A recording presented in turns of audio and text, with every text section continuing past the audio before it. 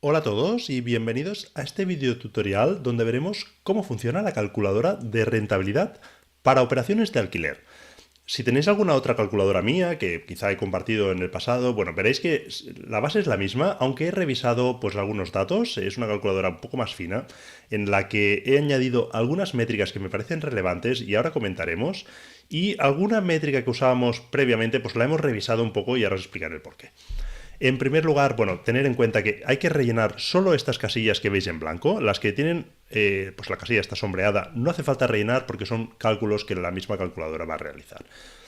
Y en primer lugar tenemos aquí un recuadro donde nos permite poner la localización de la vivienda. Si queréis lo podéis dejar en blanco, pero me parece muy útil para poder llevar un control. Pues si estáis analizando varias operaciones, saber, una vez lo tenéis todo rellenado, pues poder guardar esta plantilla. Es un documento Excel que podéis guardar pues distintos documentos con el nombre de la vivienda o de la calle, o incluso lo podéis convertir a PDF, por ejemplo, y guardar, pues tener un registro de todas las operaciones que vais analizando. En este caso, bueno, me lo voy a inventar, voy a poner calle Barcelona.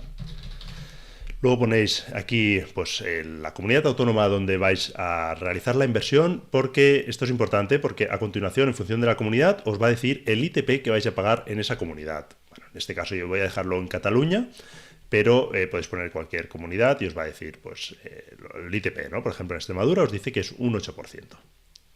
Vale, voy a dejar Cataluña. ¿Vale? Y luego recordar que aquí tenéis una segunda pestaña, ¿vale? En esta segunda pestaña tenéis todos los ITPs actualizados, pero es posible que esto varíe. Incluso es posible que en el momento que veáis este vídeo pues haya variado. Si eso es así, por ejemplo, vamos a suponer que vivís en Cantabria y no es un 8%, sino que es un 10%, pues veréis aquí, lo modificáis y automáticamente la calculadora ya os dará el porcentaje correcto.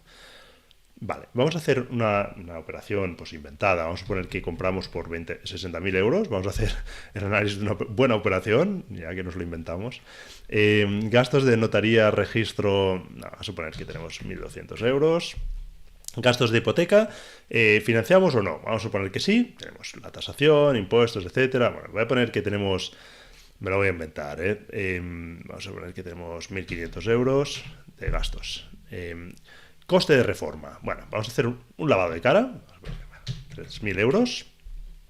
Comisión de compra aquí no vamos a tener, pero sí, bueno, si es una operación que os trae alguien que os va a cobrar una comisión por traeros esa operación, pues lo ponéis aquí. Y inmobiliario y otros, bueno, yo sabéis que en mi zona tampoco es algo un requisito indispensable y bueno, soy más de alquilar sin amoblar. Es posible que tenga que ponerle algo, vamos a poner que 500 euros, pero algo muy residual, y si tenéis que amoblarlo, pues ponéis aquí vosotros el dato y ya está. Vale, esto sería el coste de comprar el inmueble. Me va a costar 72.000 euros comprarlo. Luego, además, hay unos gastos que son recurrentes, que son anuales, y los vamos a poner aquí. En principio, pues tenemos los impuestos, IBI, basuras y demás. Vamos a poner pues que tenemos 450 euros. Seguros, aquí tenemos todos, de hogar, de vida, impagos. Bueno, vamos a poner que tenemos de seguros, bueno, vamos a poner unos 300 euros entre impagos y el de hogar. Comunidad de propietarios. Bueno, supongamos que pagamos unos 350 euros al año.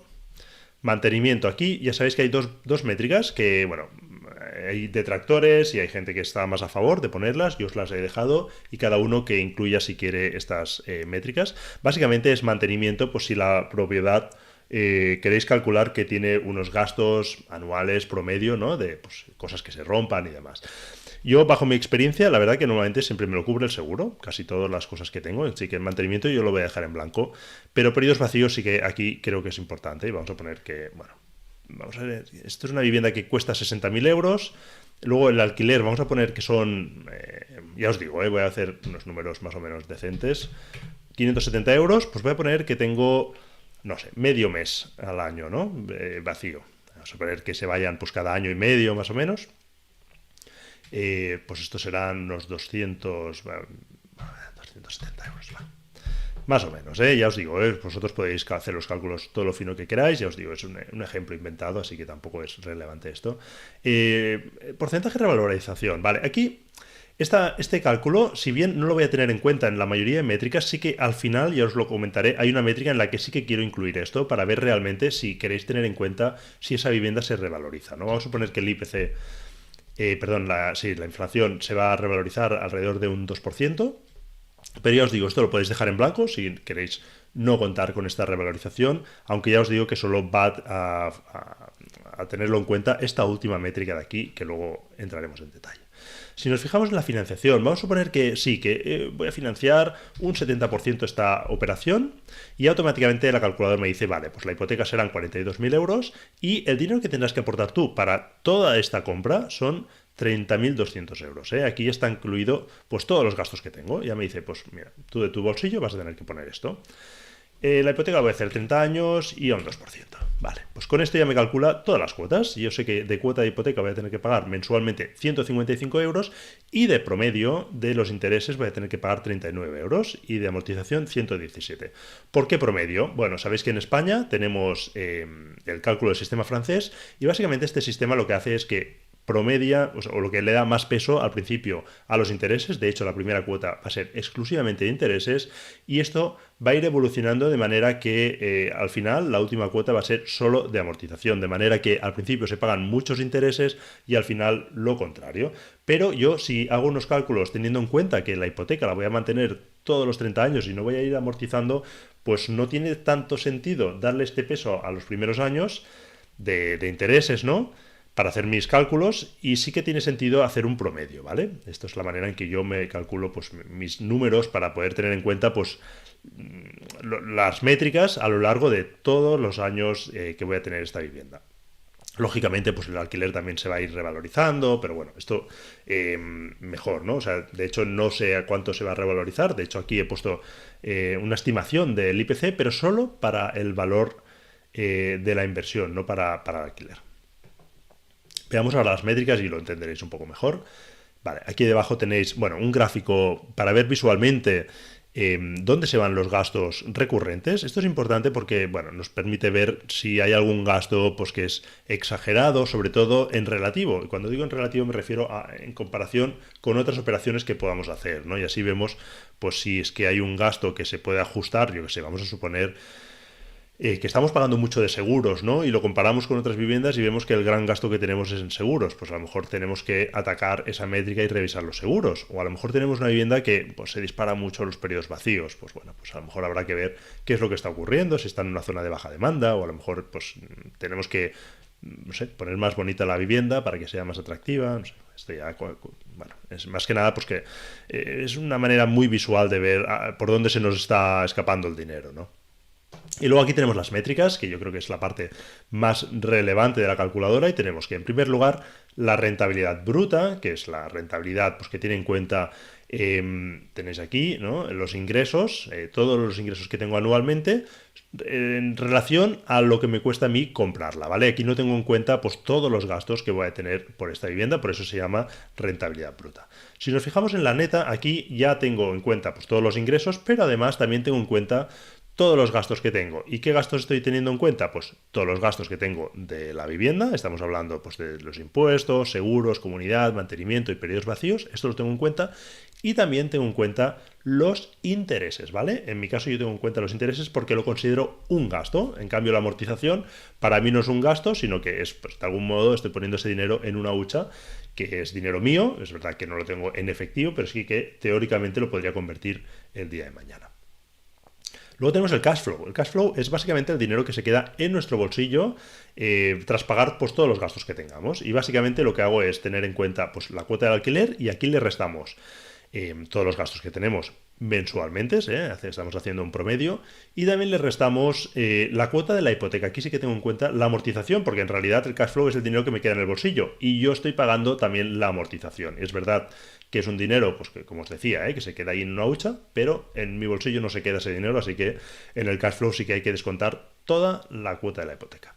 Luego se ha añadido aquí una métrica nueva. Esta métrica en mis anteriores calculadoras no la ponía, pero sí que es una métrica pues, que me gusta, porque, bueno, es el PER, ¿no? Básicamente lo que quiero ver es en cuántos años voy a recuperar mi inversión. ¿Y qué métrica se ha utilizado? Bueno, básicamente todo el dinero que ingreso, la cuota de alquiler anual, en relación a todo lo que me ha costado la compra, los 72.200 euros.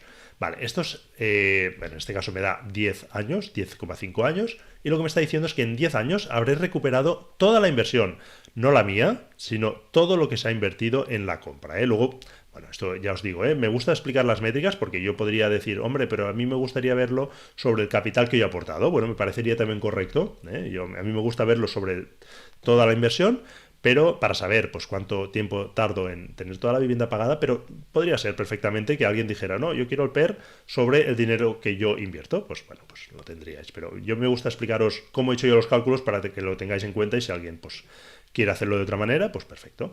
Luego aquí hay dos métricas para ver pues cómo de endeudados estamos y bueno, si la cuota de la hipoteca sobre el alquiler es muy elevada, en este caso pues es relativamente baja, solo un 27%, o sea, la hipoteca, estos 155 euros, suponen el 27% de lo que voy a ingresar por alquiler, lo cual está muy bien. Yo siempre os digo que me interesa que esté por debajo de un 40%, también para un tema de escalabilidad, ¿eh? Ya sabéis que nos gusta pues que si compramos una vivienda o una nueva inversión nos penalice mínimo posible, ¿no?, nuestra capacidad de endeudamiento. Esto es clave, que la cuota que voy a pagar de hipoteca suponga el mínimo porcentaje posible en relación pues con los ingresos que voy a tener, que en este caso pues es la cuota de alquiler, ¿no?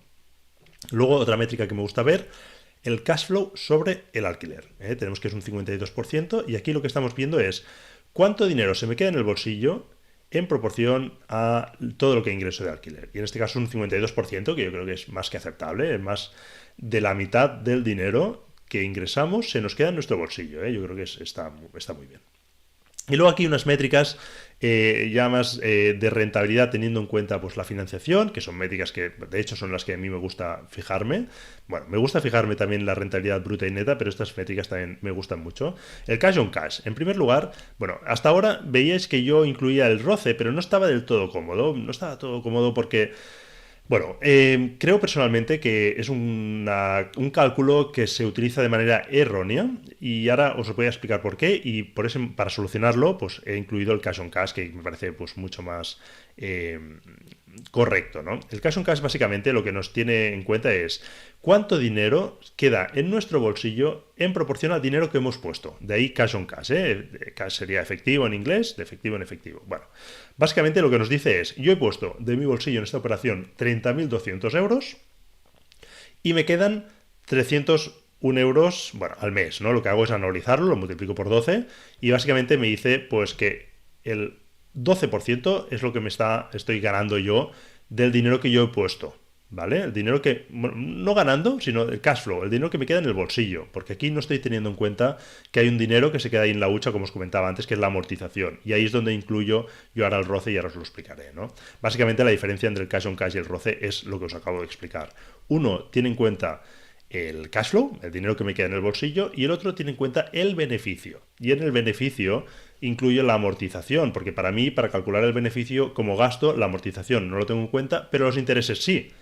¿Vale? Los intereses para mí sí que es un gasto, como habéis visto antes, pues al calcular la rentabilidad neta. De manera que la diferencia entre el cash on cash y el ROCE es que, además, el ROCE me tiene en cuenta también, me añade la amortización como parte del beneficio ese que yo tengo. De manera que en esta operación mi ROCE sería de un 16,5% y el cash on cash de casi el 12%.